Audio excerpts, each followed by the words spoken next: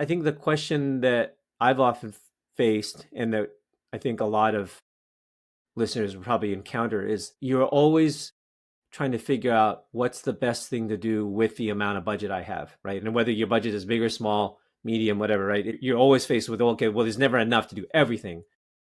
So maybe the way to decide that is you do have to step back and look at what is the big picture, what is the story, where am I right now?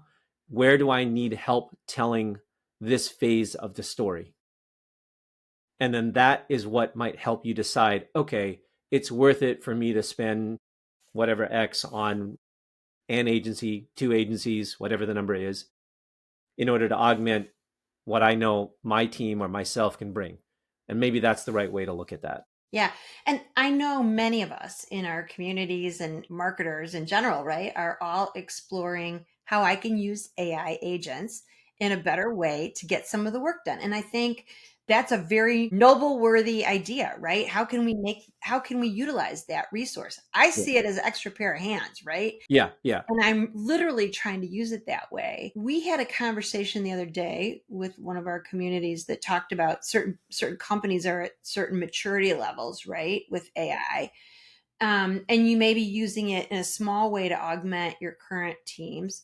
But then in the next step of maturity, you may be actually having your teams be able to build out their own AI agents to do that work. Now, that sounds fabulous to me because it's not easy to learn, be the expert at something, and then be the conductor of the orchestra. That's a lot to manage.